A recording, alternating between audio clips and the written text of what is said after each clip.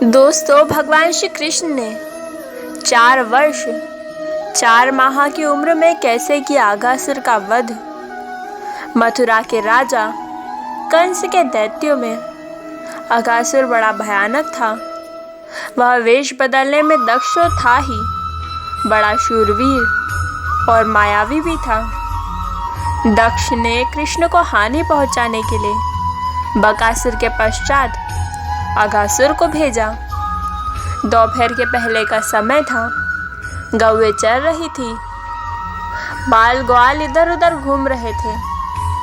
बाल कृष्ण चरती गायों को बड़े ध्यान से देख रहे थे। बाल कृष्ण यह जानकर चकित हो उठे कि उनके ग्वाल बालों में कोई भी दिखाई नहीं पड़ रहा है। गौएं रह रहकर हंका रही है। बाल कृष्ण विस्मित होकर आगे बढ़े।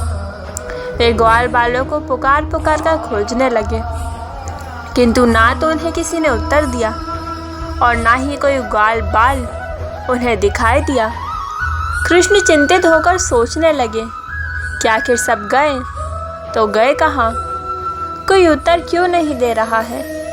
श्री कृष्ण और आगे बढ़े और उन्होंने आगे जाकर जो कुछ देखा उससे उनके आश्चर्य की सीमा नहीं रही।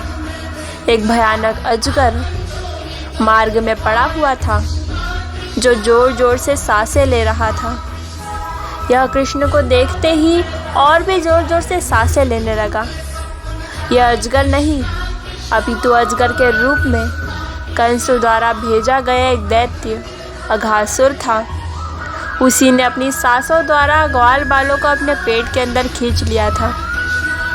उसने सोचा था कि वह कृष्ण को भी अपनी सांसों द्वारा अपने पेट में खींच लेगा, पर उसे क्या पता था कि जो कृष्ण सारे ब्रह्मांड को अपनी ओर खींच लेते हैं उससे कौन खींच सकता है।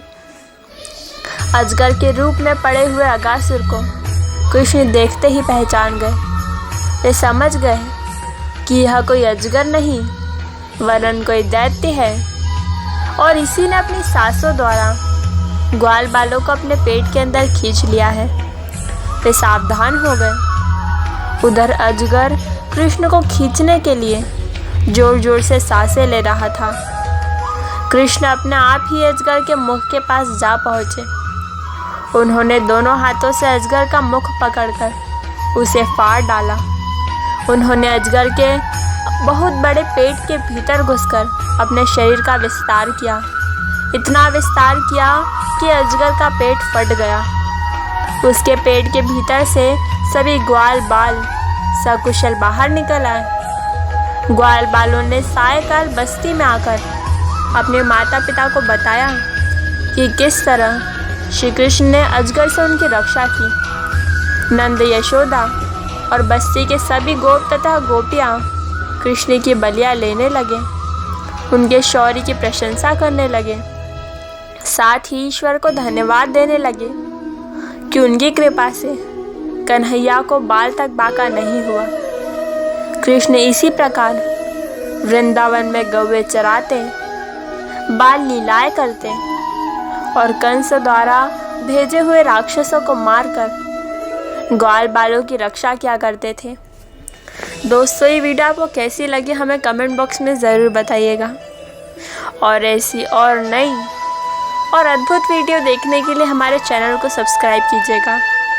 धन्यवाद। राधे राधे।